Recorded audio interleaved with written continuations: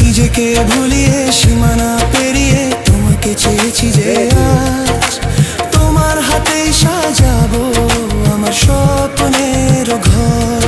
আমি তোমার প্রেমে পড়ে দুনিয়া ভুলে গেছি।